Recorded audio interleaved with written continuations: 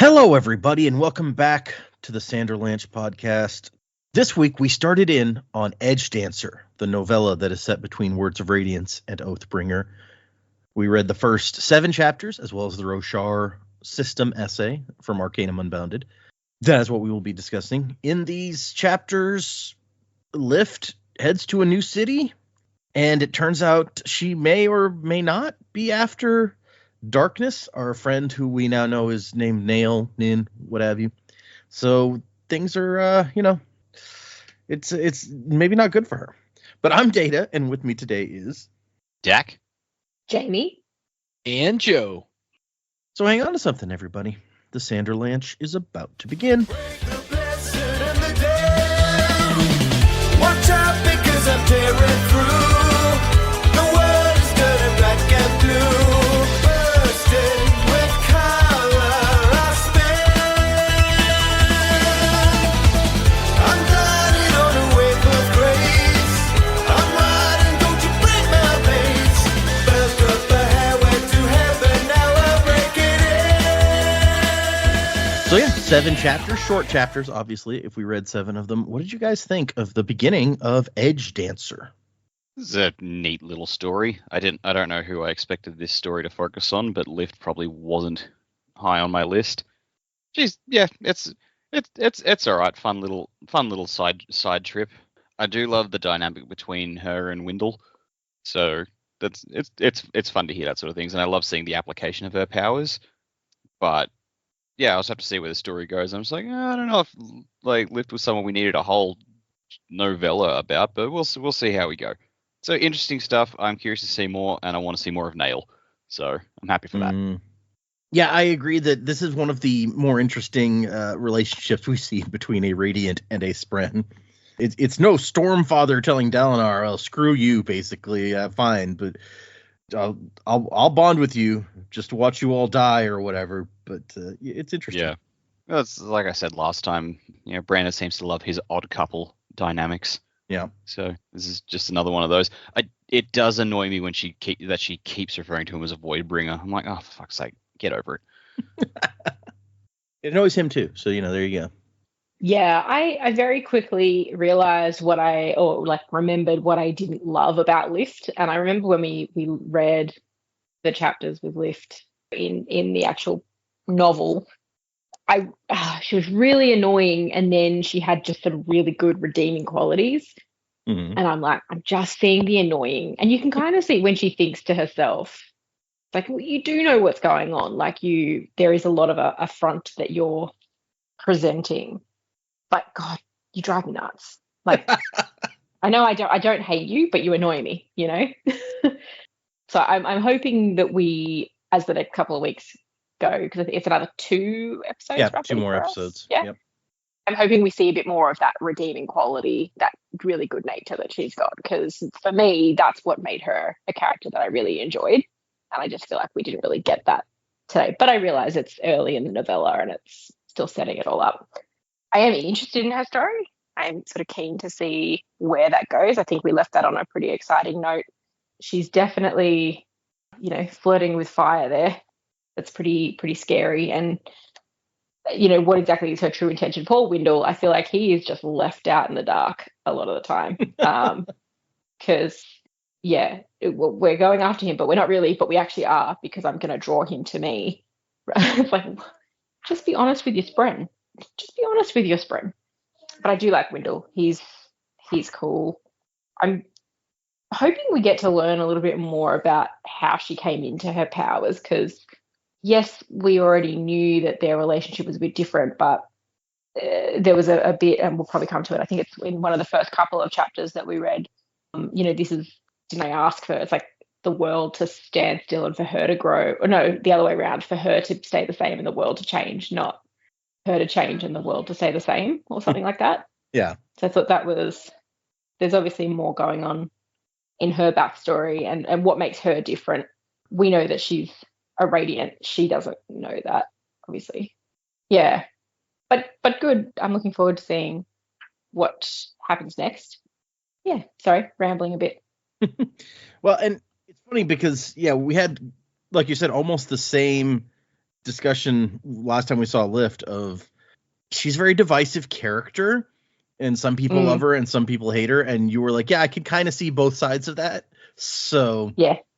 hopefully by the end of this one, you can still see both sides, and or Yeah. maybe some of us will join the camp of like, Lift, can't stand her. We shall see, I suppose. I think there's a total of 20 chapters in this novella, so not too much longer. No. Yeah, when I first opened up the Kindle app and I was reading the Roshar system essay, I was like, man, this is some really good kind of like background information that is kind of filling in a little bit of gaps for us. And so I was like, oh, this is really cool. And then the way my Kindle app page on my phone was set up, I was like, oh, I'm really enjoying all this information. And then I turned the page and it was like the end. And I was like, oh man, I feel like I didn't get as much as I wanted. But I was loving everything I did get. I just, I was like, oh no, I want more. Mhm. And then I started the novella and it was Lift. And I was like, oh man, Lift. But it actually, I kind of agree with Jamie. It's like at first I was like, oh man. And then like as I was getting into it, I was like, oh, this is actually pretty interesting. Nail, obviously he's setting up to be kind of a big antagonist possibly in the coming books. So it is interesting to read this, but at the same time, since we just did the 7 chapters, I feel like we didn't get it enough for it to fully capture my interest. There's a little too much internal monologue from Lift for me that like some of it is interesting. I agree with like, her she's changing and she doesn't want to change because she wants, like, she feels like, I want to stay me or whatever, but I'm changing, which I totally get. I think there was a reference in there to her starting her period for the first time, which I was like, I think that's what this is, but I can't really tell because it's kind of glossed over a little bit. Yeah. So like that, obviously that is a very big transitional moment. And for somebody like Lift, who probably like developmentally doesn't want to understand it or doesn't fully understand what's going on with her own body, she's probably, that's scary. And so you kind of do feel for her and you get it. It's like she feels like she's this person and she's kind of always been in control of her destiny since her mom died. And now she's feeling like, other people are starting to put, I guess, expectations on her that she doesn't really want to be involved in. Mm. So you kind of do feel for her in that sense. And so I am very interested to see where the story is going. But yeah, kind of along the same lines as Dak, she wasn't super high on my list of like people I wanted a novella focused around, but that's not to say the story isn't good. I am enjoying it. So kind of pleasantly surprised at the direction it's taken. Yeah, that's it's fair. It was funny because we talked about like the title was Edgedancer, and so it's like, oh, we're gonna probably see an Edgedancer. The only one we really know so far is Lift, but maybe this will be where we meet somebody new. And it's like, well, no, it's gonna be about Lift. Yeah, and there also seems to be something going on with the female guard. Like maybe she also has Stormlight powers, but maybe, yeah, it's kind of they make a point of calling out the spheres and dun spheres and infused spheres with this guard, and so you're like, wait, is there? They wouldn't be focusing on it so much if there wasn't something there. Yeah, and then Nail also was kind of inquisitive to her, like, I see you've got some spheres with light in them. She's like, oh yeah, I need those. So we'll see if that turns out to be anything. Yep, we shall indeed. Okay, I guess let's move into these chapters, y'all. We've got first thing is the Rosharan system, and we start with the map of the solar system, which of course I always love. And so we've got 3 planets on the on the inside part of the solar system. We have Ashin, Roshar, which has 3 moons, and you can see the 3 moons: Sala, Snowmon, and Mishim. And then we got Braze is the 3rd planet, and then there's an asteroid belt and 10 gas giants. And it's funny because they've just named these 10 gas giants their numbers for 1 through 10. If you look in the Ars Arcanum in either the first or at the end of the first or the second book, there's like a chart. Sorry, there's a cat in front of me. There's like a chart that shows here's their numbers and what stone or essence each number is related to. And so it's just like The gas giants are numbered 1 through 10, and that's the name. So Chris is writing the essays as usual, and she says, Roshar, which characteristic of the dominant confidence of its people is the name of the planet, the system, and the main continent on the planet, is a busy place. There's 3 planets in the habitable zone, all of which are inhabited to one extent or another. Ashin, the burning planet, which suffered a cataclysm long ago. People live here in small pockets, including the famous floating cities. So, I mean, where's the book on this planet? This sounds awesome. right? And there's Yeah. actually a little more information I can give you because Brandon has talked about the magic system that he's at least toying with to use on Ashin. If, who knows if there will ever actually be something written there. But the magic system he's talked about is, how do I put it the right? It's basically like disease based. Like Ooh. you get a disease, and while you have the disease, you have a superpower, and then when you get over the disease, you don't have it. That sounds Wow. awesome. We need this book. We need Hmm. to cancel all his conventions so he can write another 12 books in 1 year. Yeah, that's interesting. I might tweak that to be like you take a drug and it gives you the powers. Hmm. But they're both good. Like the way it explains it is bacteria and viruses there are seeking to keep their host alive, so they provide these abilities which differ depending on the disease. That's good. That's like more of a symbiotic relationship. But then why would their body ever purge it? And the Ashinites harness this by lowering their immune systems and deliberately infecting themselves to give them various powers. My God, Yeah. this is fucked up. I will love it.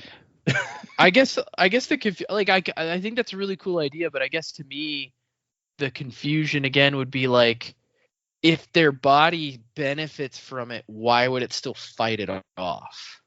Well, I What's- assume that there's why- also negatives to the diseases. I was about to say, what's the downside of the disease then? Why is their body fighting it? Just because it's an invader, or like what's actually happening? Because it's like Fry and the worms, It's like, right.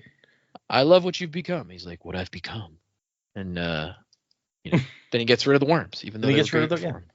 But clearly, he- we need this book so that Brandon can answer Joe's questions. Yeah. That's Yeah, the only very much way Come to on, schedule. Brandon. Write the book. Warbreaker 2? Nah, fuck that, man. Give us this. We don't need more Nightblood. He showed up here. It's fine. But yes, so apparently they have floating cities there and disease superpowers. So I also want to read this book. The furthest out of the 3 planets is Braze, which is home to an ecosystem of self-aware splinters. The local parlance would call them Spren. And then she's like, I think it's possible they're actually cognitive shadows, but it's hard, it's difficult and dangerous to do research there. So we find out that Roshar, the planet we've been on, is 0.7 Cosmere Standard, which I believe Cosmere Standard is like Earth, basically. So it's a little smaller than Earth.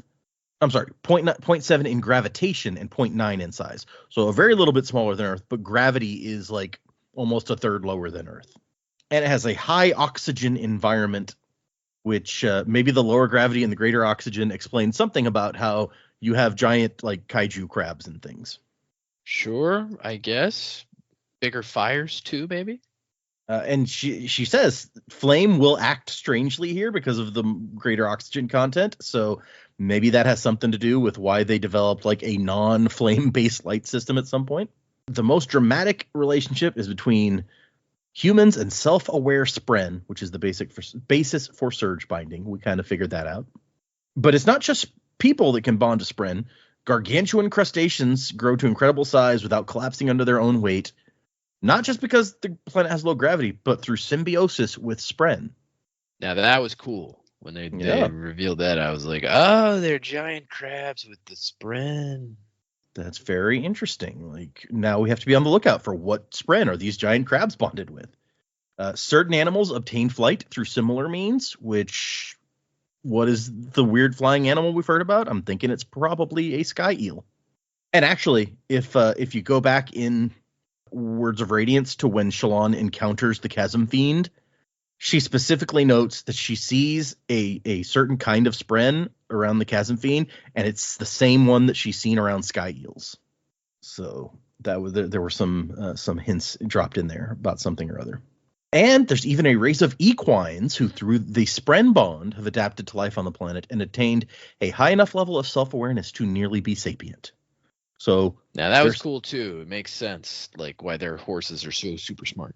Yeah, the Reichadium. There's an explanation for this. We're learning all sorts of stuff in this little essay. But the big thing about Roshar is it has storms, and life on Roshar has been shaped over thousands of years by these massive storms. The storms predate the arrival of honor and cultivation, as do many of the Spren, but the shards kind of change stuff so that a lot of the Spren now have risen from the friction between honor, cultivation, and odium. Speaking of odium, be aware that this system is the current habitation of odium on the physical and cognitive realms. Undoubtedly caused the splintering of devotion, dominion, honor, and perhaps others, which I think we know of at least one other for sure. And then that's where she talks about fires. Also, length of time mentioned here, use local measurements, which are different. The local foot is longer than the Cosmere standard foot. And so it's all just everything's bigger on Roshar, I think is the lesson we're picking up. So it's Texas. Like We get everything- it. It's the Yeah, I was about to Texas say. of the Cosmere. Sorry, Jamie, what did you say? Everything's bigger, but it's all kind of the same scale. I guess kind of, except I mean there are much gianter crabs than usual and that sort of thing. Well, that's true. Yeah. So some things are out of our normal scale, but I guess and also the people tend to be very tall, like compared to others. I believe is something at least Alethi are. Alethi are taller than most other people. Mm. So then if you put them next to someone from Skadriel, Yeah, they could be quite short. put them in next to comparison. Vin and short. Yeah. Vin's fit short anyway. Well, let me see if I can find height of, let's say, like Kaladin. Kaladin's Alethi. Kaladin is 6'4" in Rosharan feet, which in our feet would be nearly 7 feet tall. Jesus. Wow. I guess they've got less gravity too than what the rest of the Cosmere would be. Yeah. I'm assuming Cosmere average would be Earth average, Yes, that is is what I'm yes, assuming. that's right. So yeah, they can grow a bit taller, I guess. So yeah, if you guys were not imagining enormous Kaladin, there you go. It's like everyone's that big here. Like Yeah. Kaladin talks Now about, the swords make more sense. yeah. I know, right? But also, it's like, Kaladin is like nearly 7 feet tall as we see him, and we know Rock towers above him. Like, what the fuck? Is that guy like 11 feet tall? I feel like Rock is like 7 local feet, so that would make him quite a bit taller, I guess, in terms of. Yeah. Getting to like Richard Keel territory. I'm trying to find. I'm trying to find something. If I could find, like, if there was a solid. Here's most of our main characters and how tall they are. Oh, Kaladin, according to this chart at least, Kaladin is taller than Dalinar or Adolin. So Kaladin is just a tall dude. 210 centimeters to feet is so 6.889 feet in our feet for Kaladin, according to this chart at least. And Rock is just 10 centimeters taller than him, according to this. So he'd be 7 foot, 7.2 feet is like 7'3", something like that. Wasn't far off. Richard Keel was 7'4", I believe. And Dalinar's a little shorter than Kaladin. Adolin's a little shorter than Dalinar. And Sazed is shorter than Yasna, according to this chart. Okay. No.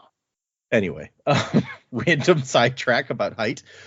But we get into Edgedancer, which it starts out with this really cool illustration that before you've read the story, it's kind of like, what is that up there?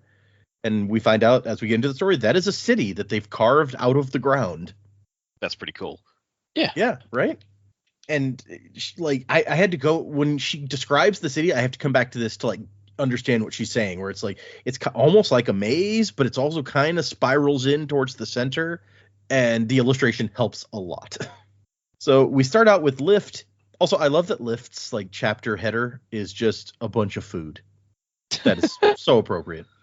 We start out with Lift. She's out in an open field and she's being awesome. She's practicing sliding across the ground. And there's some trees out here. These are trees that we've heard about before, that when the storm comes in, they fall over like they're on a hinge, basically. I love her description. They'd fall over flat and just lie there, and then afterwards pop back up like a rude gesture made at the passing winds. And as she's, flying out, zooming across the ground, Wendell is out here like, Mistress, can we go back, please? She doesn't even respond. It says nope, but that's like not in quotes. That's just in her head. Like, not going back. Pretty rude to Wendell. She really is. And she like makes the bottom of her feet super slick so she can basically like ice skate on the ground. And for a moment, it's great. And then she hits a rock and she falls over. And she's going to hit the ground face first. And she like makes her face awesome, quote, as well, so that it slides across the ground. Yeah. Slidey face. Sure. It's such a cartoon moment that she trips, falls over, and bashes into a tree. And then after a moment, the tree falls over. Like this I could absolutely see as like an animated thing. And so, I mean, she's out here trying to practice with her powers, basically, to get better. If you fall over every time you're trying to be all awesome, then it's not so awesome. So good on her for getting some practice. And Wendell's like, can't we go back? We need to get back to Azimir. And she's like, what? Get back. We just escaped that place. Escaped the palace? You were an honored guest. As much food as you wanted. And I have to assume, based on what we find out as we go, that she doesn't actually believe the things that she says, that she knows better, and that she's just like full of it. But it's ridiculous. She's like, it's all lies to keep me from noticing the truth that they was going to eat me. And Wendell doesn't even know what to do with that. He's like, what? And she's thinking, this guy's not so frightening for a Voidbringer. This guy must be like the Voidbringer the other ones make fun of for wearing silly hats. Yeah. I mean, she may be like speaking in metaphors when she says eat me. It's like, because she's afraid they're going to change her and make her, like I said before, like she's going to have to live up to their expectations, right? So like in her head, she's using that metaphor of like they're basically going to eat me up and I won't be me anymore. Like I'll be gone. Like, without realizing it, she's speaking in metaphor. I like that idea better. Okay, yeah. I mean, your idea is funnier and it makes sense, but it's probably a little bit of both. And he's like, you were a guest. And she's like, but why? They were giving me too much stuff. Well, you saved the Emperor's life. Yeah, that should have been good for a few days of freeloading at most. Like, I once got a guy out of prison, and he let me spend 5 whole days in his den for free and gave me a nice handkerchief. That was generous. These guys wanted something. It's the only explanation. They was going to starve and eat me. And then it really is. It's a very introspective section because all she has to talk to is Wendell, and she doesn't like to talk to Wendell that much, I feel like. So she starts thinking about like all the stuff they were giving her, nice clothes and shoes and food, and then they're like, hey, wouldn't you like to learn to read? And it had started to consume her. If she'd stayed, how long would it have been before she wasn't lift anymore? So yeah, there you go. But it basically says that this is a metaphor. How long until she'd been gobbled up and another girl left in her place? I'm not as smart as I thought. It said it right there on the page. And she tries to use her powers again and only gets a few feet before falling again. And she's like, stupid awesomeness, stupid ground. How am I supposed to stay standing up when my feet feel like they've been coated in oil? And if you remember back in her previous appearance, she doesn't glide around on her feet. She like gets on her knees and like scoots around the ground. And she's like, maybe I should just go back to that. That's way easier. Like a crab. But she remembers that darkness told her that they were elegant things, the Edgedancers. They could ride the thinnest rope, dance across rooftops. And she's like, I want to do that. And she tries again. She hits another tree. The tree falls over, and a couple more fall over just in case. Trees down. Yes, exactly. And she says she left the Emperor a note. I said, what, you learned to write? No, I ate his dinner. Right out from under the tray cover while they was preparing to bring it to him. He'll know what that means. And Wendell's like, I don't think he will. Yeah, this is just very Wayne behavior. It's like, this thing makes sense to me, so therefore it will make sense to everyone else, and if they don't get it, they're stupid. Yeah. And eventually she kind of runs out of light, so she can't do it anymore, and her stomach's all rumbly. She ate all the food that she'd brought with her, so... And then we find out a little more about Wendell, who's he's upset. He's like, I should be gardening right now. I had the most magnificent chairs. What, chairs? Yeah. I collected the souls of chairs in Shadesmar and cultivated them. Grew them into grand crystals.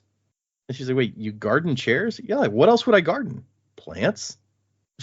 What What? No, I'm not a pedestrian gardener. I'm an artist. I was planning an entire mean- exhibition of sofas. Sorry, go A plant, gardening plants. It's just weird. You got to pick something else, I guess. ahead. That's a good point. Although most furniture is made from plants, so I mean, tomato, you know what I mean? Except for leather. Take you that know. one.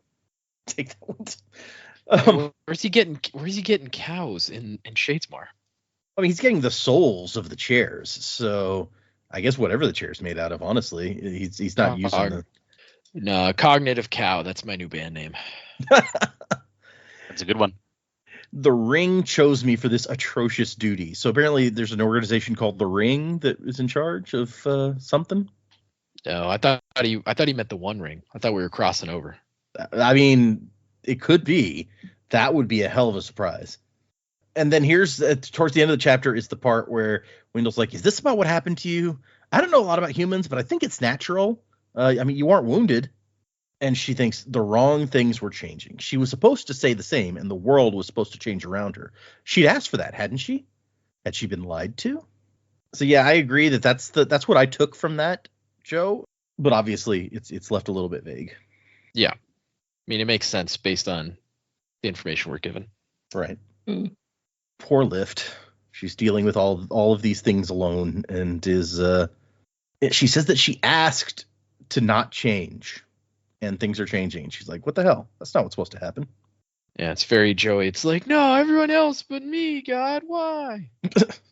And we find out that she's going to a city called Yedah. Yedah? I don't know how you'd say that.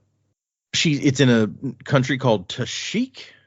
And Tashik is a weird place. She found everyone here too polite and reserved, and they wore clothing that made them hard to read, which we see a little more about their clothing before long. But everyone said you had to see Yedah. It's the closest thing you're going to see to Sesemilek's Dar. And that place had been a war zone for like 1 billion years, so she wasn't going to see that. Man, these places don't mean anything to me. And so apparently what happened is, like, the Azir have some shard blades, but they don't use them in war. They don't do a lot of war. They hire them out to people for various things, such as making mines or cutting up rocks. And so the people of this country hired out the shard blades to cut giant grooves in the ground to build their city in.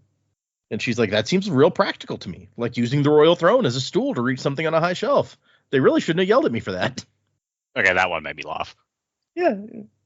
And so just like the whole city is built in trenches, and there's not like wall or gates or anything, but there's like guard towers around the edge. And there's also a big line of people waiting to get in. And Wendell's like, holy crap, how'd they cut so much rock away? And lifts his shard blades, and he's like, oh, those. Yeah, those. And Lift's like, I should probably get me one, huh? And this is all very comedic for us since we now know what shard blades are. And Wendell's like, I don't know about that. It's like, I'm a gardener, damn it, not a sword. And from the way he acts, she's like, hey, you know something about shard blades, don't you? Out with it. Tell me. He's like, no, I can't. You got to discover it on your own. That's what I'm doing. I'm discovering it from you. Tell me or I'll bite you. You're a vine, right? I eat plants. Sometimes. I love the sometimes addition. Like, if there's nothing else. And eventually she's like, no, I'm going to torture you by biting you until you tell me what I want to know. And he's like, you know what? Nah, I don't think you got it in you. And she thinks, you know what? Respect. Good on him for having a backbone, or the plant equivalent of a backbone. Back bark? Whatever. Wow. That was a real punny joke there. And he says that I'm a gardener, not a soldier. I will not have you hitting people with me. She's like, why would I hit anyone with you? He's like, crap, I said too much. Yeah, it makes sense to us. Doesn't make sense to her yet. Yep. Hilarious. And he's like, hey, don't you feel that something's wrong? Like, do you hear about what the Alethi guy wrote to the Emperor? Like, about the new storm, the wrong way one? Yeah, nah, the noodles all called that silly. He's like, you mean the viziers of Azir? The head clerks of the Empire? Yeah, wavy arms, blubbering features, noodles. Anyway, they thought that angry guy, High Prince Dalinar Kholin, most powerful warlord in the world, yeah, him, that he was making stuff up. He says that the cultivation spren, his kind, are not very important. We don't have a kingdom or even cities of our own. We just moved to bond with you because the cryptics and the honor spren and everyone else was doing stuff. So we just jumped right in. Barely know what we're even doing. Everyone is wrong and nothing makes sense. Bonding to you is supposed to be more difficult. maybe it's because of your unique circumstances. And he's like, okay, at least we have shelter up ahead in the city. And she's like, yeah, assuming darkness doesn't kill us. Wait, what? The Skybreaker who attacked you? Yeah, he's in that city. Didn't you hear me complaining that I needed a shard blade? And he's like, wait, in the city that we're going to right now. Yeah, the Noodles have people watching for reports of him. He's like, is that why you came here, chasing that guy? No, of course not. That'd be stupid. Then why are we here? They got these pancakes here with things cooked in them. It's supposed to be super tasty. They eat them during the weeping. 10 varieties, and I'm going to steal one of each. So we need to keep track and see if Lift manages to get all 10 pancakes. The ultimate heist. She had the Sunday pancake, whatever that is. Yep.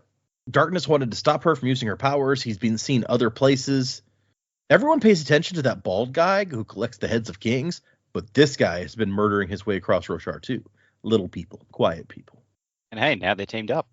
Yeah, I know. No one else knows that as far as we know, but yeah, that's serious shit. Yeah. And Wendell's like, and we came here why? Seemed like as good a place as any. He's like, no, in point of fact, it is expressly not as good as any. It is demonstrably worse. And which is a really good point that he's making there. And we saw before she can make plants grow. And she's like, so could I grow plants and eat them? And he's like, it would take more energy to grow than you would get from the plants as determined by the laws of the universe. So Sure. Those. And so basically Tashiki clothing is a long piece of cloth wrapped around yourself from feet to forehead. Like they're mummies, it sounds like, basically. Both the men and the women wear those clothing, but not the guards. And she's like, hey, I bet those guards have food. Yeah. People always feed guards. They can't properly hit folks on the head if they're starving. That's a fact. And Wendell's like, okay, counter proposal. You could buy food with the spheres that the Emperor gave you.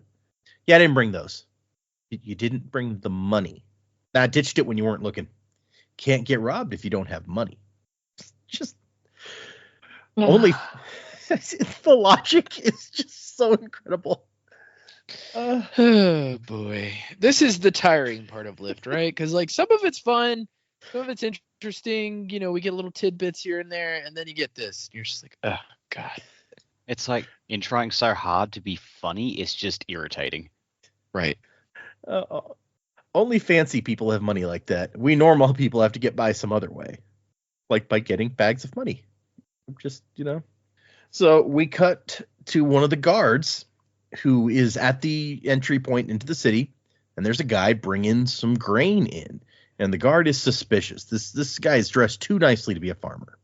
And she goes and talks to the clerk inside, and or the scribe, and she's like, you know what? They get into a bit of a conversation, and it's like, oh, this grain, the city will be glad to have the grain. And she figures out, I know, Emul and Tukar are countries near here, and they're fighting. They've been fighting forever. The Tukari have that god king, all sorts of crazy rumors about him. This guy probably went across the fields, went across the border into Emul, and while all the men are fighting, stole grain from the fields.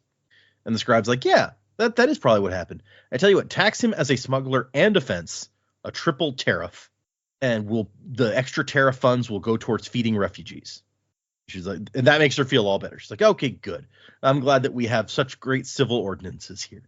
And then we get the conversation about this guy has access to some infused spheres, and she wants to trade for those. And the reason that she gives here is in her own head, she doesn't actually say it, that she wants to read at night, and she can't do that because no open flame is allowed in the city. So she needs some spheres with some light in them. And so she goes back out and tells the guy, you got to pay this extra fee. And when he's upset about it, she's like, basically tells him, we know what you did. You're getting off easy, okay? And he's just like, yeah, fine. And then they look back, and there's a young girl neck deep in the grain. He's like, this stuff tastes terrible. I guess that's why that we make stuff out of it first. Got anything to drink?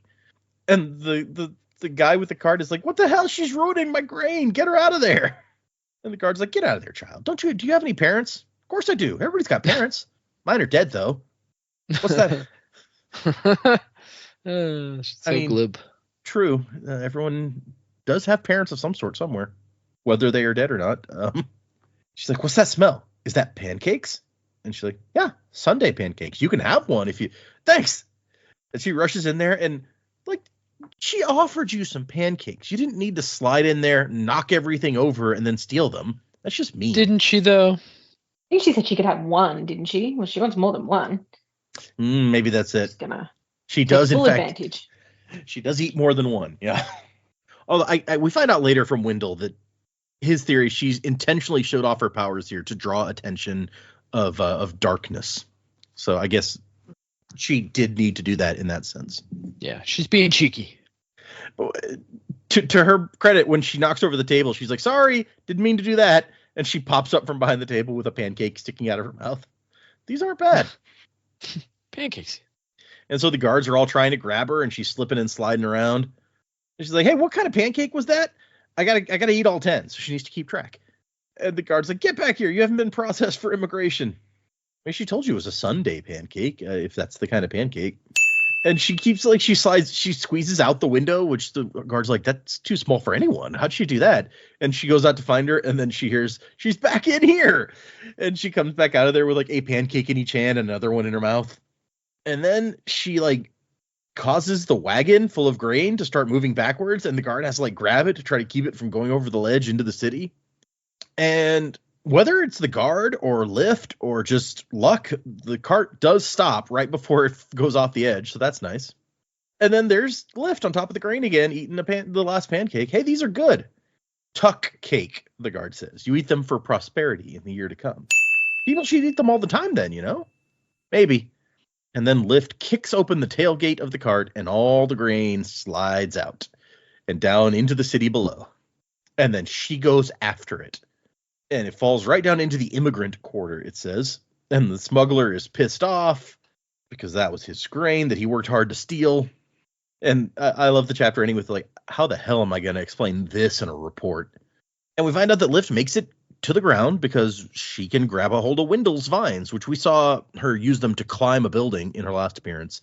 And now she uses it to not fall to her death. So that's good too. And she thinks, he keeps saying stuff like, I don't have enough presence in this realm for you to touch me. You must be stuck partially in the cognitive or whatever gibberish like that. That's the part that I think annoys me most is he'll start giving us cool information about, you know, how the world works that we don't know. And she's like, shut up. I'm not interested in that stuff. I'm like, but I am. It's like, but the reader's interested, Brandon. Come on, man. And so down here, the people in the immigrant quarter have very quickly gather up all of that grain, and they're all super happy about it. She sees a bunch of different people from different places, some that even look kind of like her. Some people from Ulm or Desh, places she liked. Few people had tried to kill her in Ulm or Desh.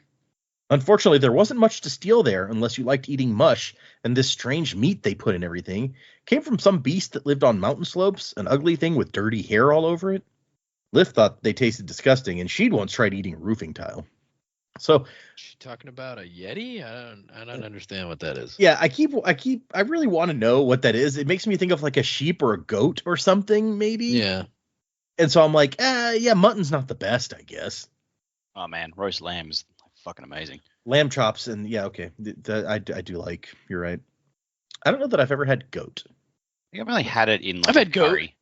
Very nice though. Yeah, I've had goat at like the Indian restaurant. Oh, you're right. From the curry, in like a curry or something here. You're absolutely right. I've had that too. I'd forgotten that. Good old goat. She's seeing shanties. She's like, I haven't seen shanties in forever.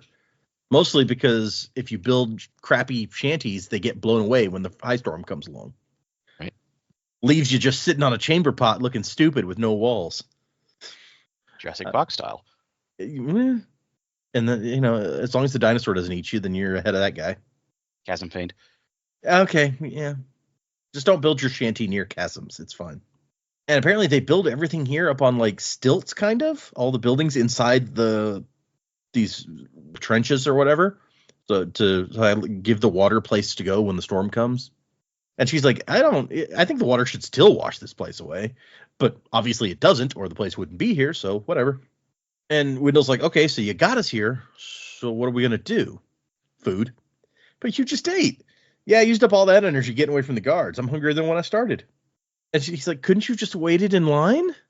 Wouldn't have gotten any food that way. I can't believe this. I cannot believe my existence. I was a gardener, respected. Now everywhere I go, people look at us as if we're going to pick their pockets. And she's She's like, yeah, I don't think those wrap things have pockets. Those baskets, though. And then we get an interesting little paragraph about how they considered bonding him to this nice cobbler man instead, who took care of children. I could live happily, quietly, helping him make shoes. Nah, that guy died. Sorry. Yeah, that wouldn't have worked out. We met that guy. Dale would have found. And she's like, but hey, isn't there like a war coming or something? And he's like, shoes are good for war. You think Radiants are going to fight barefoot? We could have made them shoes. Wonderful shoes. And she's like, that sounds boring. And he's like, oh, you are going to slam me into people, aren't you? I'm going to be a weapon. Like, what are you even talking about? I suppose I need to get you to say the words, don't I? That's my job. Oh, this is miserable. This poor Wendell, so put upon. And then it turns out that she stole a little book from the guard, hoping to trade it for food or money or something. And Wendell, she can't read, but Wendell can. And he's like, yeah, this is basically a log of like when she comes on duty, when she goes off duty. Probably no one will be interested in trading you anything for this. And she's like, she's all frustrated about it. Stupid books. It just tosses it over her shoulder. And it hits a woman carrying a basket of yarn. And a guard's like, hey, did you just assault that woman? Barely. And the guard starts coming at her, and Wendell's like, run. Just such a random end to a chapter. Half an hour later, she's exhausted because that was a real persistent guard. And she thinks a little bit about her oath that she swore. I will remember those who have been forgotten. And she's like, those were important words, but what do they mean? What about my mom? No one remembers her. It seems like way too many people out there were being forgotten. Too many for one little girl to remember. And then she's like, come on, let's go talk to some urchins. And chapter 5 was very short. That was the entirety of chapter 5. And then she talks to a little girl, and in a weird like street language, but she at least translates for Wendell after the fact. There's a place you can go to get food, Tashi's Light Orphanage. But no one likes the woman who runs it. They don't trust her. She's starving mean. And he's like, okay, yeah, but it's food, right? What's the challenge in eating the lunch someone just gives you? Like, respect Lift for sticking to your guns, I guess, except she doesn't. She does go to get the free food. And she knocks on the door at the orphanage, and the kid's like, sit there, food comes later. And she says, how much later? Why? You got appointments? Sit there, food comes later. And so she sits there for a while, like listening to people, talking to Wendell a bit. And then we see a woman come up with a little boy, 10 or 11 years old, leads him up to the doorstep, hugs him, and then walks off. And the boy is staring ahead, sightless and drooling. He has a scar on his head. And Wendell's like, did she just leave that little boy? Yeah, she's probably got other children. She can barely keep fed. Can't spend all her time looking after that one. And she thinks that, like, this is how orphanages usually are. It's not how rich people want to imagine them, full of all of these sweet little plucky, good-hearted children, eager to have a family. Orphanages are usually more like this kid. Kids who are tough to care for, who require constant supervision, who are confused or violent. And so she goes up to him. He's like, hey, it's going to be all right. And he doesn't reply. And then a woman comes out of the orphanage, hands on her hips, and looks at them and says, an idiot and an opportunist. And looks like, hey, he's not an idiot. He's just hurt. He's like, no, I was describing you. And then she looks at the little boy and says, worthless. I can see through your deception. You won't last long here. Watch and see. She's great. So lovely.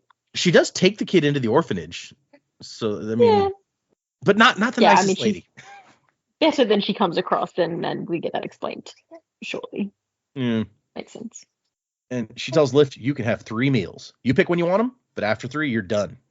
Consider yourself lucky I'm willing to give anything to one like you. And Lift's like, what do you mean? I mean that if you don't want rats on your ship, you shouldn't be in the business of feeding them. And then Lift's like, hey, I need a place to sleep. And she's like, oh, well, then you came to the right place. Those stone benches over there clear out once it gets dark. And Lift's like, what? Stone benches? Don't whine. It's not even raining anymore.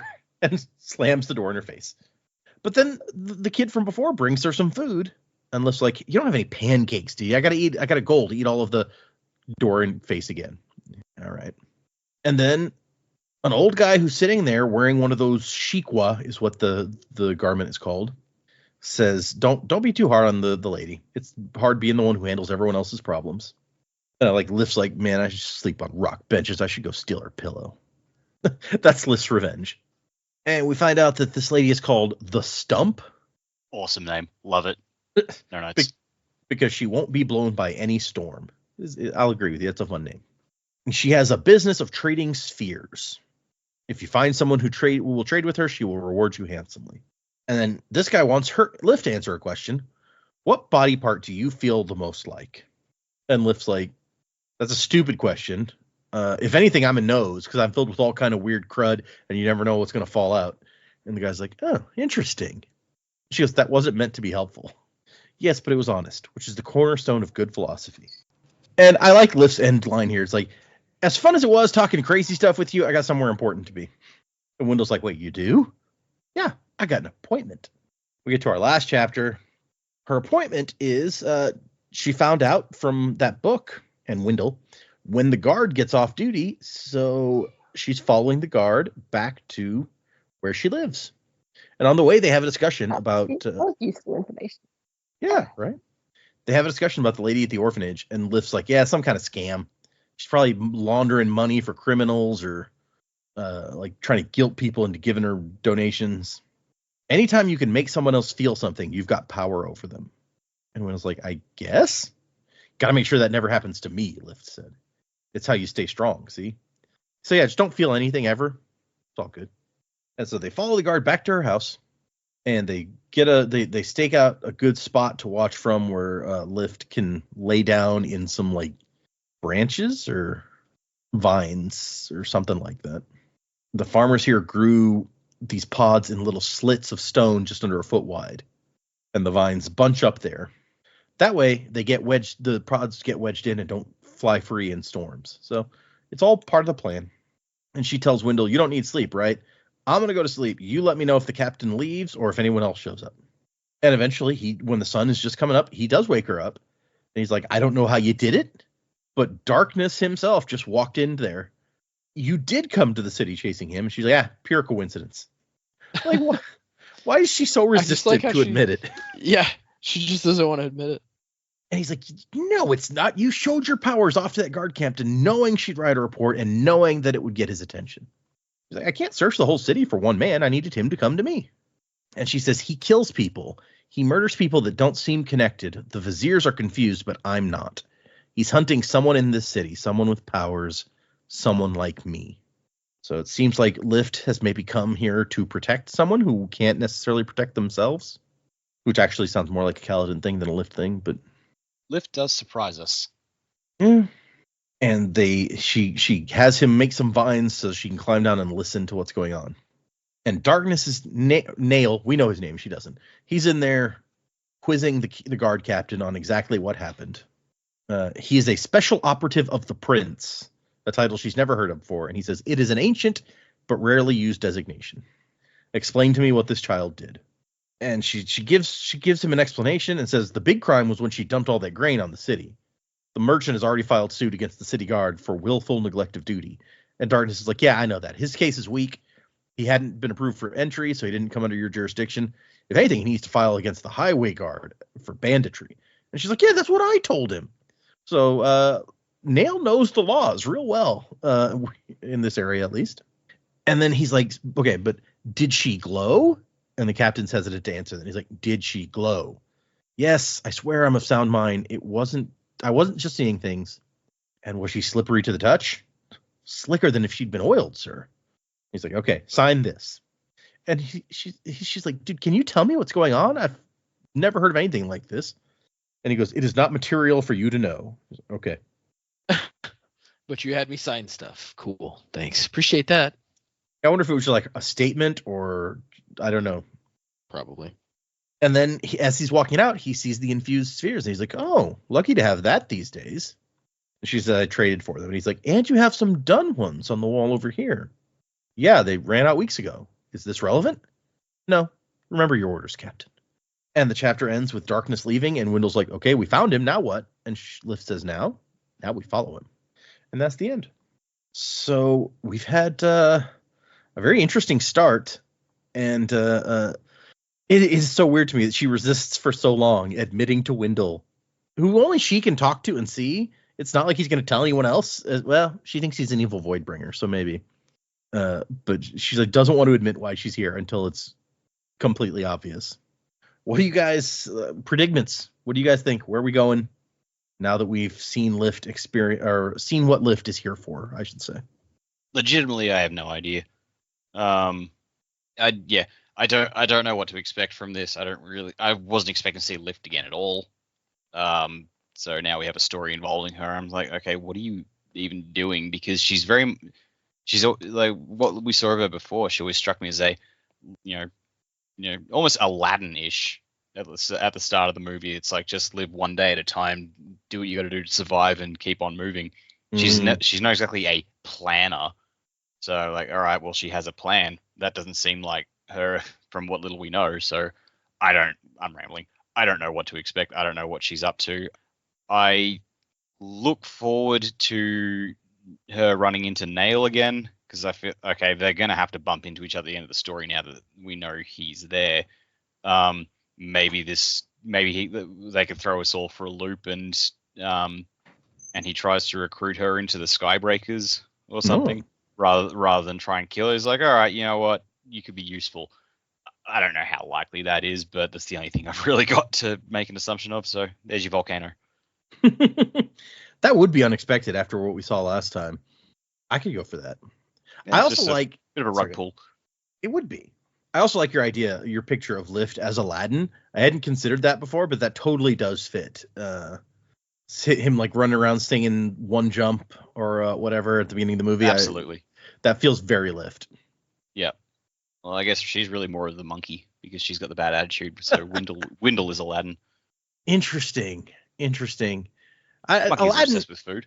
It's true, but Aladdin, I don't ever feel like had that whole like, oh man, I'm so put upon. Maybe a little bit because of the whole street rat thing, but I mean, he had a whole reprise of the song where he's talking about he wants to do better. That's true. Riff raff, street rat, I don't buy that. Yeah. If only they'd look closer. Except they, in this case, is Lift herself. It's a real bummer. Yeah. Okay, fair enough. I want to find fan art of Lift as Aladdin now. Sure. But it exists. No, Lift is the monkey. Lift can wear, can wear Lift a Boo's as hat a and Boo. vest combo. Yeah. And Windle can be Aladdin. Windle has a tiny vest and hat himself. I mean, yeah, both the Aladdin and the monkey have the fez and the vest. There's not that big. The only difference is Aladdin has pants. True. So yeah, Lift gets no pants and no, Windle gets Lift pants. He's an underage girl. We're not right, going not down having pants. No. That's no good. Yeah. Okay. No, that's not good. Dak said it, not me. Come at him, not Joe, is what Joe's trying to say. Yeah. I don't jive with that. What do I think is going to happen? I think you're right. We've got to have some sort of confrontation with Nail, and I feel like it could either go two ways. Lift could become part of the story, like eventually sort of work her way into the mainstream book eventually, as a Radiant, or she could actually give us some context to things that have either happened or are about to happen, and maybe not make it out of this book. Like Dak said, we weren't expecting to see Lift again. I wasn't expecting to see her again necessarily, but we've got to learn something from her character, or she's going to have to do something pretty major at some point. The thing that I'm stuck on with Lift is, why is she different? Like, why is there part of this cognitive, like, is she stuck in the cognitive realm or something, like whatever's going on? How is she different? Because if Wendell is still a spren who did she ask for a boon?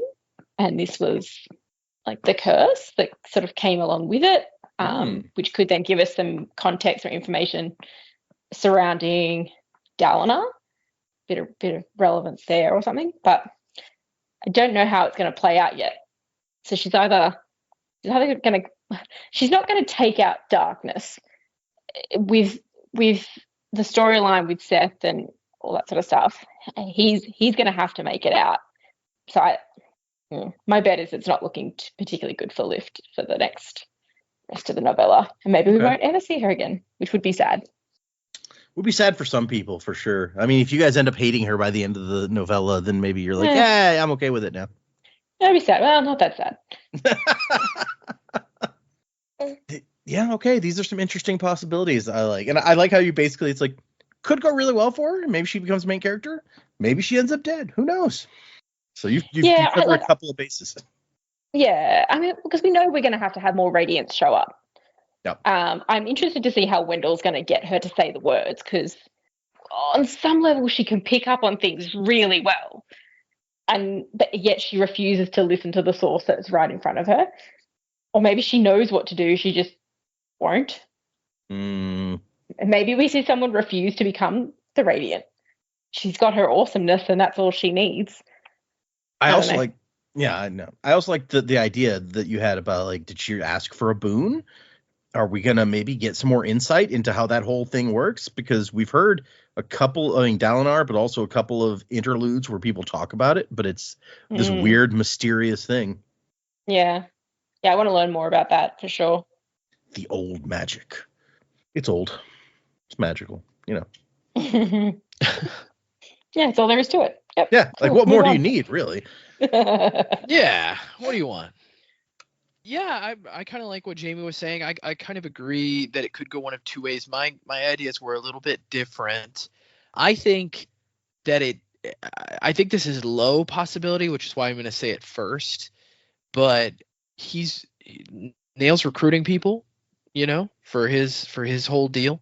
I doubt he'll recruit her. You know, this is really low on the possibility list for me, because he seems to be killing people who are attached to Spren, as opposed to, you know, a guy like Seth who is just using an honor blade, right? So, like, I don't know that he would recruit people with actual Spren to assist him, but it's a possibility. You know, she's basically fooled him once. Shame on him, right? Or shame on her, rather. But it's possible, you know, that he could recognize the weird talent and be like, you know, that's something that nobody else has. Nobody else can use Stormlight from eating, right? Because if you think about it that way, if she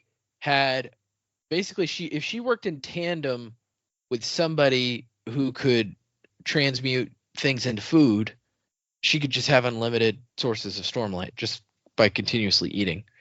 Now, that may not be super efficient time-wise, right? Because being able to suck in a lot of Stormlight really quick is probably faster than eating.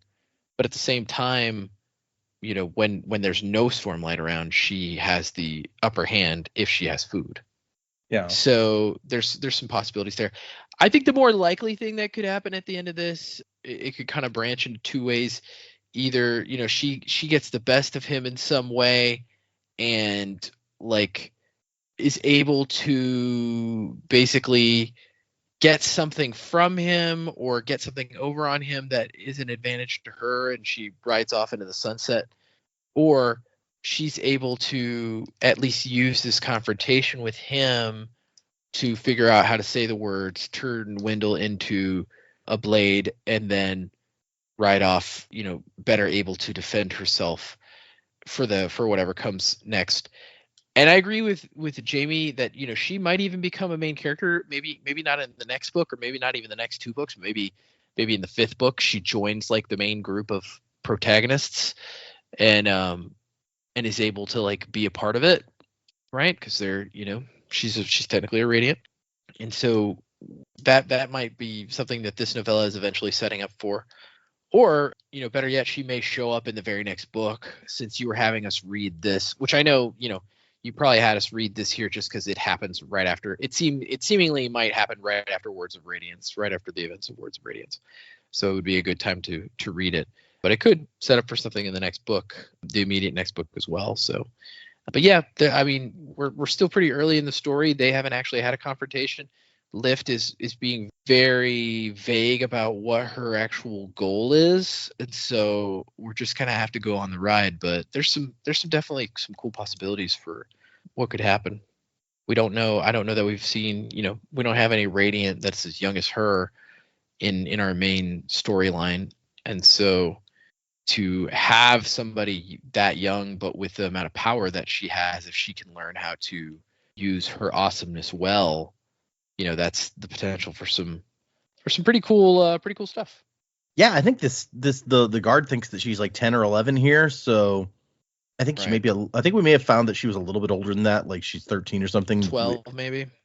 Yeah, but you're right. We definitely don't have anybody else that we've seen that comes close to that age that has these powers. So that's that could definitely add a different, especially if you end up with lots of kind of like preteens or young teenagers getting powers. Like that adds a whole new question of like, are we sending these people off to fight in a war? Like what the hell? Yeah, because I mean her skills. Basically her skills seem like they're good for escape, but then also for what's the other part of her power? Growth or whatever. Yeah, and growth / regrowth, because she healed the kid in that last thing. Right. So I mean, somebody with her ability, you almost have like a white mage, type thing that you could have. Like, it's funny because that guy's name is Nail, and like we potentially have like a Dende here in Lift. But yeah. Well, I mean, once again, I feel like Wendell is almost more of the Dende. He's plant guy. Right. Oh, and also to another point that you made, it's definitely, I would almost say this takes place between the end of Words of Radiance and the epilogue of Words of Radiance, because we hear that Dalinar has been calling and saying, hey, there's this new storm coming. That's right. Yeah. Watch out. But that it hasn't hit again for the second time. And we're told by Hoyd when he talks to Yasna, I think that the Everstorm is going to hit tonight for the second time. So this is between when it hits again and the first time. So or if it hits during the novella, we could be like, right in it. Oh, that's true. Yeah, that's a good point. So it is definitely right in that time period, which is interesting because when we saw Nail revive Seth, he was like, let's go to Shinovar. But he's not in Shinovar. Yeah. Although he seems to get around pretty quick. So I don't know. You're not wrong. Well, and technically, I think this place, if you looked at the map, would be on the way from where they were to Shinovar. But he's definitely stopped here for something or other. He was getting around fast when he could lash the sky and all that, but now he presumably doesn't have that ability anymore, so... Oh, you don't think so? I assumed that ability came with the blade. Yeah, we were told that the Honor Blades is where they got like these magic powers, so it's a good point. So if he's got Nightblood, presumably he's back to walking. Mm-hmm. Yep, Vasher did a lot of walking. Yeah. It's true, yep. Okay, well, I mean, the several short chapters that are all dedicated to this one kind of new story didn't give you guys all that much to work with, but I think you guys got some interesting possibilities in there. Let's move into, let's do some emails, but we also have, I think, the most new patrons we've ever had, presumably because the last episode came out and I was like, hey, if you want to hear the live read, go join the Patreon. So we got a bunch of new patrons, and Joe, your list is going to be needed. Oh boy. Will they be annoyed if we just like release it to everyone straight up, or are you just going to release it to Patreon? Well, I mean, early? I released it on Patreon early, and that's what I said in the previous episode was like, it'll be on Patreon early, and then in the next week or two is when it will come out for everybody. So everyone knew. All right, let me bring up some emails for us. The first one is from Philip, and Philip says, finally caught up. Hello, 2JD. I begun my Sanderson journey last year at the end of June. My sister recommended Mistborn to me, and when I liked it, she showed me the Cosmere and your podcast. I managed to overtake her in both reading and listening because she has a full-time job, and I have a special talent called neglecting my school responsibilities.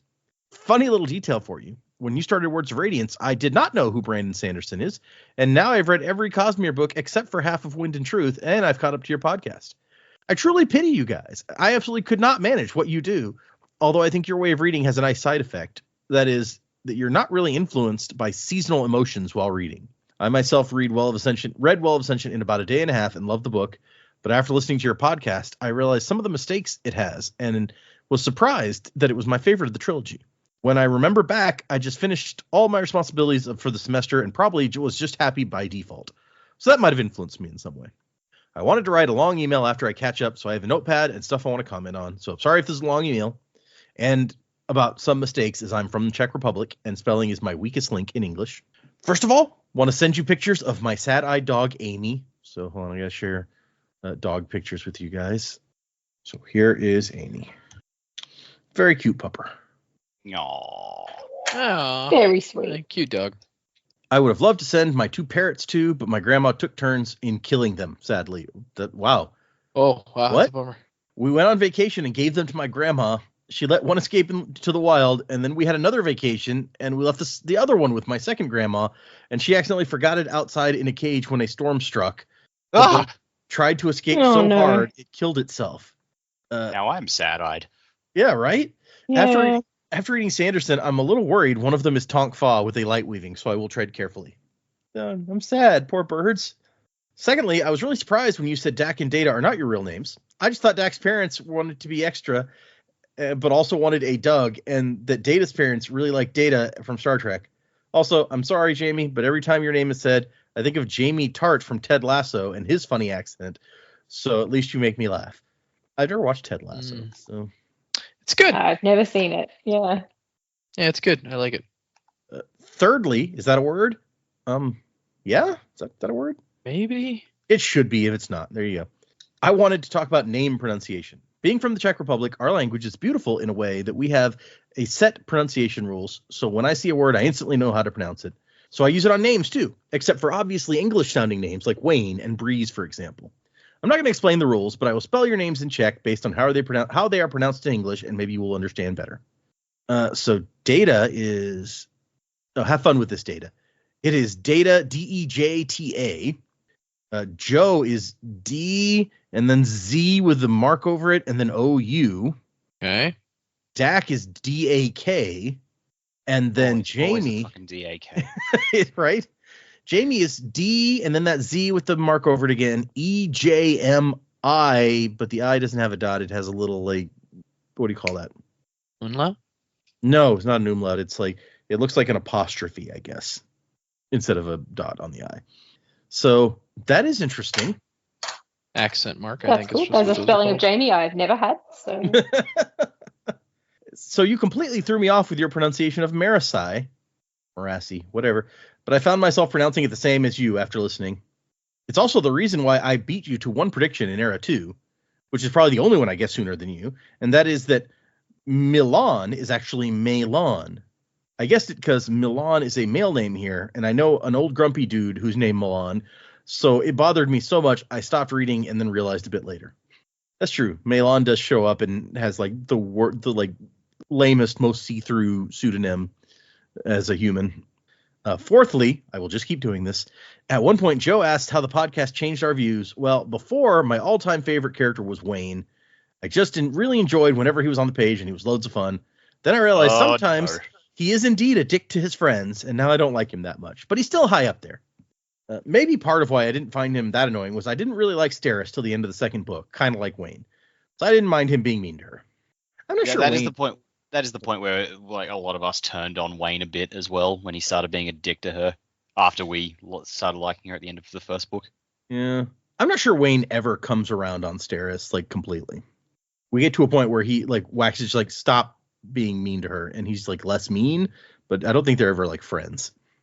Fifthly, about Stormlight, I also liked current day chapters more than flashbacks. I still like the flashbacks. It was vital information and interesting to the story. My main problem was the lack of an epigraph at the start, and I loved all the epigraphs.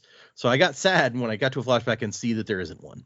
Also, sometimes it did slow the main story, but I didn't mind as much because I read very fast.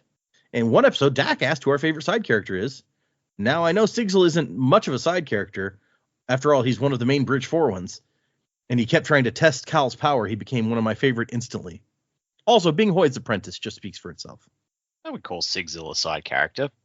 But yeah, good choice. I like Sigil a lot too. Joe, I left a Spotify review.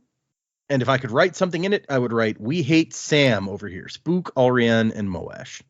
Which I hate all three of them also, so I'm very glad we agree on this.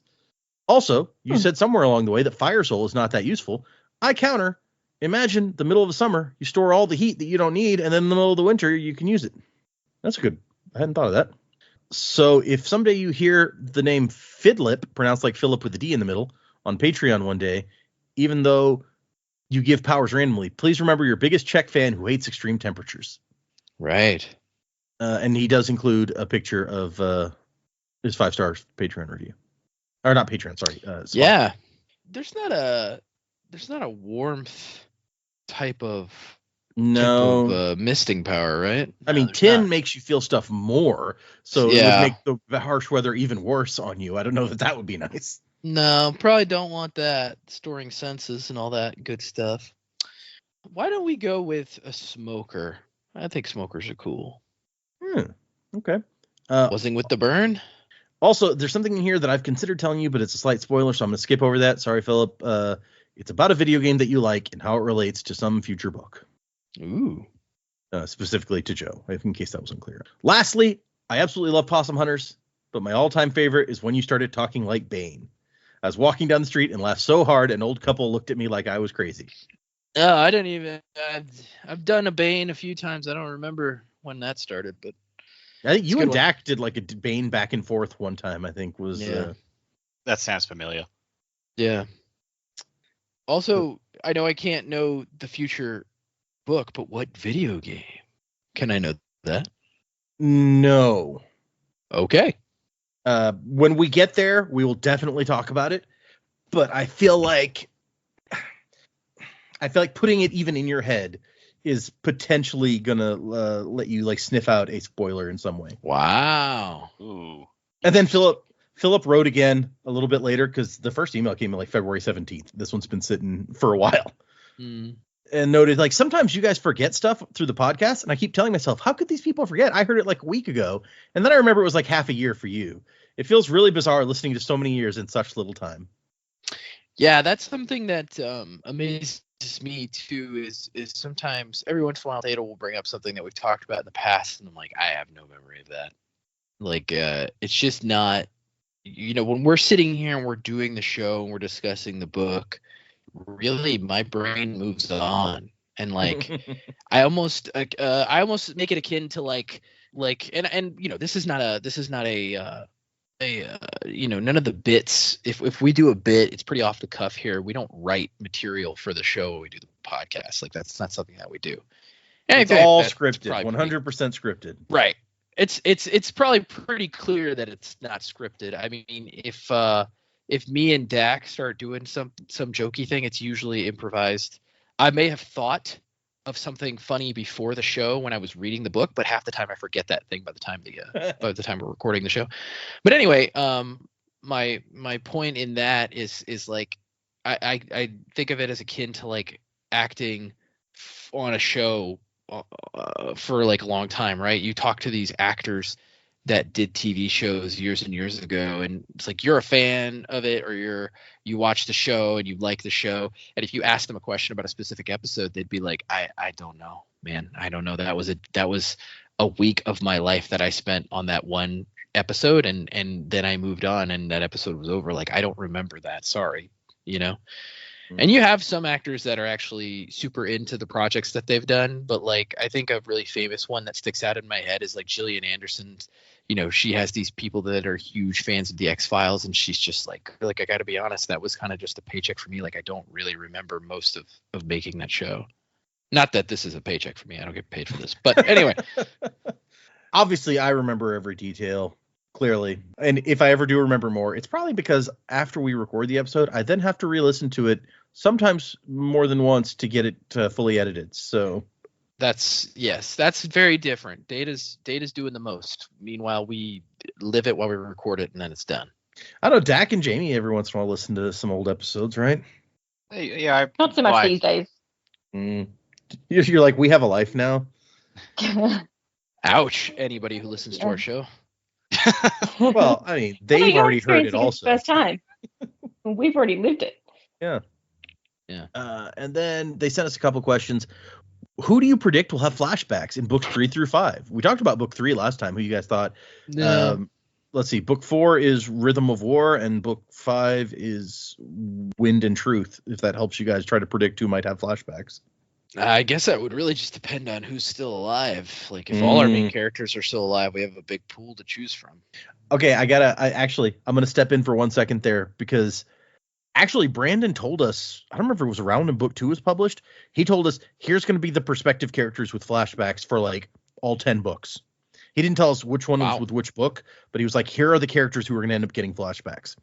Oh, We now know that not every character, having flashbacks from your perspective in a future book does not mean that you will stay alive until that book. Right. Okay. It's something that interesting. we now know. ooh, do I hear Gavilar flashbacks? So yeah, just a That note. could be cool. Dead silence from Data. Right. I'm not going to deign to respond to that. Are you crazy? So yeah, any guesses? Rhythm of War, Wind and Truth?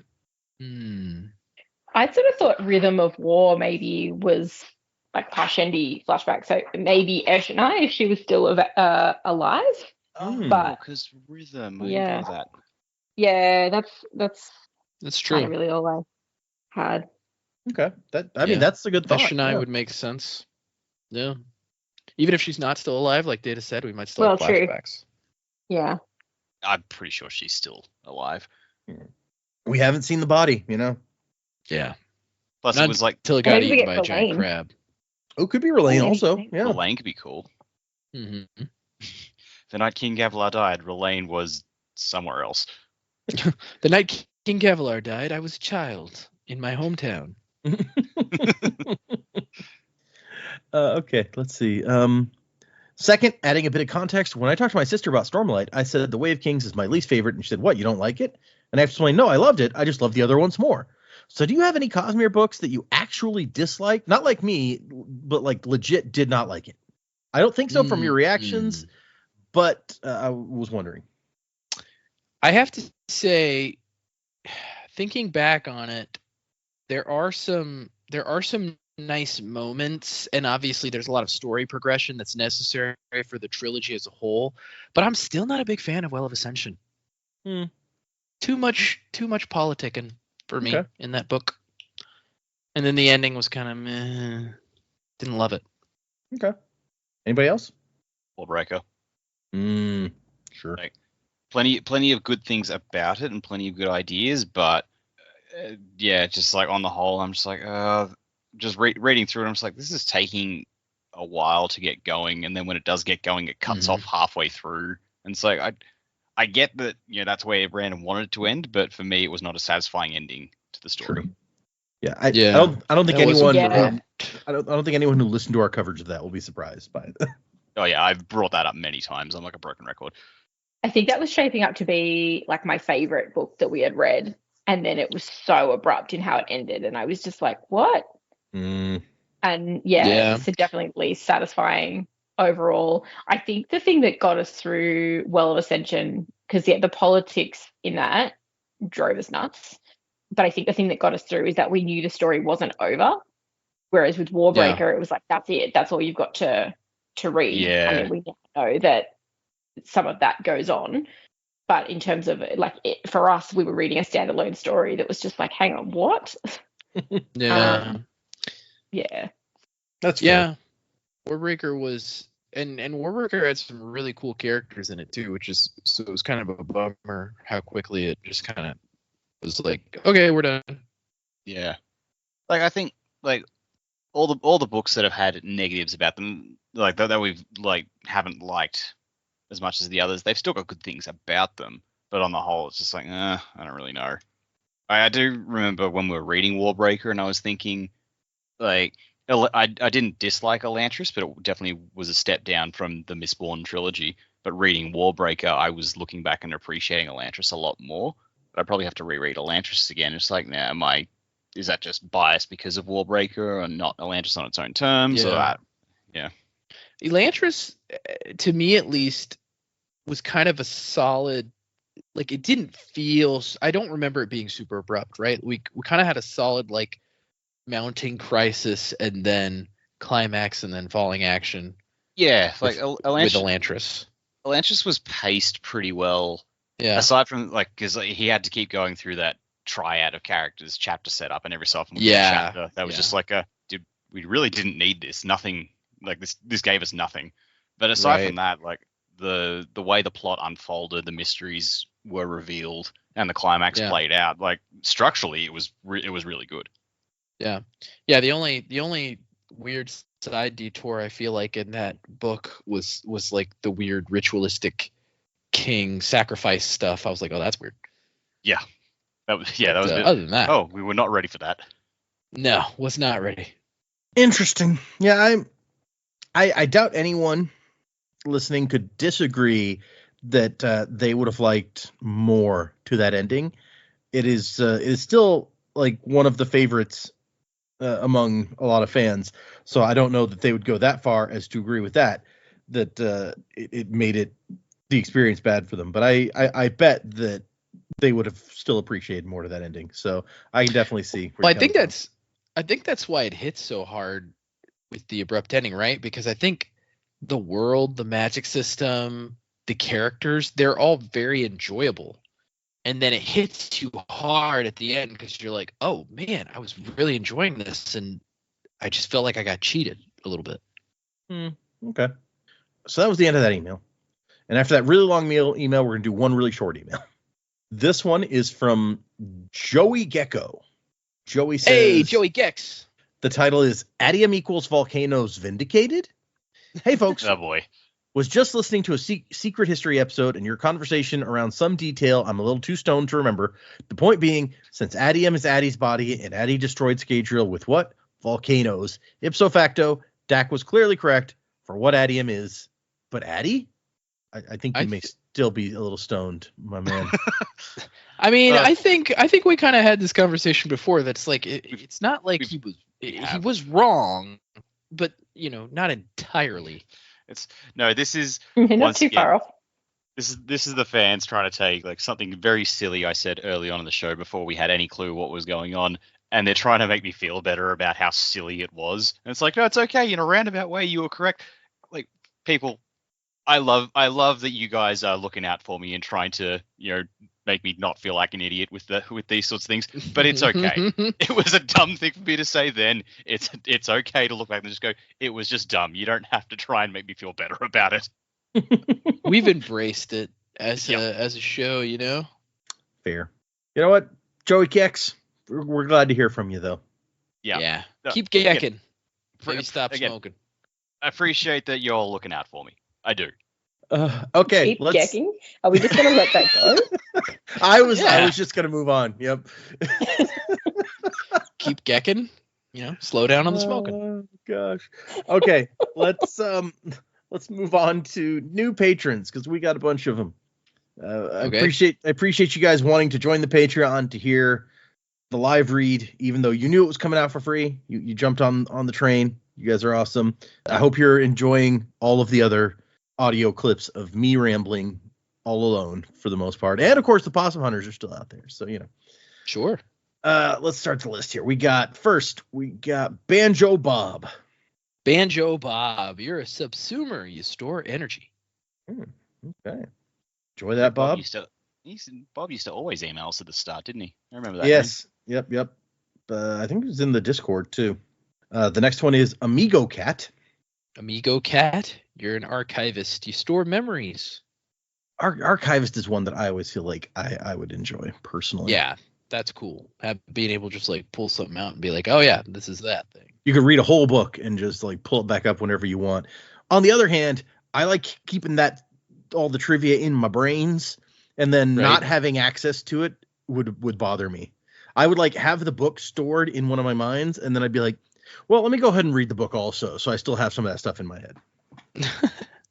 Good reason to reread. Also, I mean, imagine that if like your favorite books you could reread for the first time because you stored the knowledge of them away in one of your. Oh man, don't get me started. The next one is Matthew. Matthew, you're a steel runner. You store that physical speed. Nice. Oh, these were all at the ska level, by the way. I didn't mention that. So thank you, Banjo Bob, Amigo Cat, Matthew, for ska level backing. The next one is at the Misting level, Fell Knight.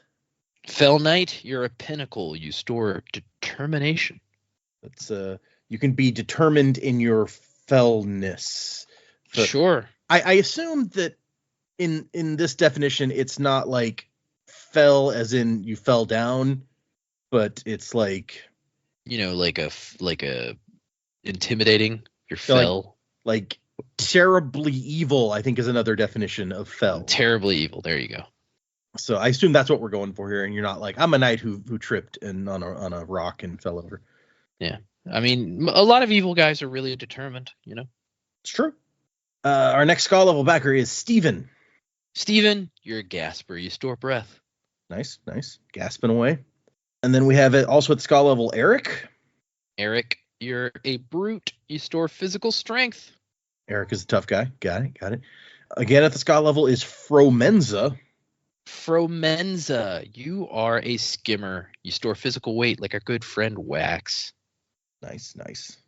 And then finally, also at the skull level, Cullen. Cullen, you're a wind whisper. You store senses. So I think that was like 7 or 8 new people this week. Thank you all. Nice. You guys are awesome. We appreciate you. If someone would like to send us an email like the email folks did, the address is thesanderlanche@gmail.com. Find us on Instagram and Blue Sky, and you can find us on Patreon like all of these folks did. And if you check out the Patreon, you can hear such amazing things as the Words of Radiance Chapter 88 section live read. If that hasn't come out publicly by the time this episode does, you can also hear me reacting as I'm reading Wind and Truth, live reactions. Me reading new books is most of what's on our Patreon at the moment. Every once in a while, there's something else. There's some Possum Hunters. There was what I called the cutting room floor, which was the 20 minutes composed entirely of the stuff that was cut out of an episode, which was mostly ums. Oh boy. But yeah, if you want to hear that, enjoy that also. So yeah, check out our Patreon for such great episodes as 20 minutes of people going why would you? Really earning our Patreon money there. Yeah. Oh God. Oh goodness. Yeah. If you wanna join the Patreon for such wonderful things, you'll also get Faring Power assigned by me at random, kinda. Were they not random this time? I kind of went diagonally on the chart I was looking at, and Nice. then I went diagonally the other way. And then if you want to leave us a 5-star review, I'll jump you into the misting crew with a misting power. Then you can have both, the best of both worlds. There you go. You can be a twinborn if you do both those. I'm sure probably some of those people who got new powers today have ended up being twinborn because of it. Yeah, they may not even remember. Yeah, right. If you think you might have left a review at some point, go back and listen to every single episode, and I bet you're in there somewhere. Yeah, give us another download. Why not? Oh my gosh, that was the most weird robot-y sound that you've had. Like, give us another Really? view. Why not? Took like 20 seconds to get through. Give us another download. Why not? Exterminate. We driving back the other day from Lubbock past a gas station called Dalek, and I was like, really? I must have read that wrong. And then my wife's like, no, I think that every time I pass it, but no, that's what it's called. Dalek. All right. So yes, thank you, patrons. Thank you, people emailing in, people in the Discord. Thank you, everyone who just shows up and listens every week. We appreciate you guys. I forgot to tell you, since we're not doing episode titles, which chapters we're doing for next time. We're doing another 7 chapters, so 8 through 14 for next time. So if you're following along with us, 7 more chapters. Music by Miracle of Sound, and Wasing to the Time of Next. Well, music by Miracle of Sound. What is the song for this new story? That's a great question. That's a good question. And I haven't decided yet. It's gonna come during the edit that I'm gonna pick this one. I've narrowed it down to I think 3, and I need to sit down. And what I usually do at that point is I will listen to a song, pick what section I would make, and then so I'll pick like a 30-second segment out of each of the 3 that I'm thinking about, and then I'll sit there and listen to those 3 and go, of these small segments, which one fits best? And that's usually how I get there. So yeah, I don't know. And it's funny because I meant to mention that usually up front I'm like, and our new song for this week was this one, but yeah, I don't know. We will see. Maybe during the edit I will pop back in here and be like, here's the name of that song. Here, I'll give myself a second to do it. Audience, if I did it, here it is. Nope, didn't do it. There you go. So hopefully you now know what song it was. You know better than we do at this point, so enjoy. What a great song choice, Data. Thanks. Wow, I can't believe that's what you chose. It's so out of this world. Wasing to the time of next, y'all. P.S. Fasher, Crabs Ahoy. You forgot Colo. Colo. Crabs Ahoy, Colo. Colo Crabs Ahoy? That's we need to start mixing it up now. Yeah, just like What's a Colo crab? Yeah. Wasing to Wasing the time of Vasher. next. Crabs Ahoy to the time of next, Colo Vasher. P.S. Crab Shot. To heaven, now I'm breaking in.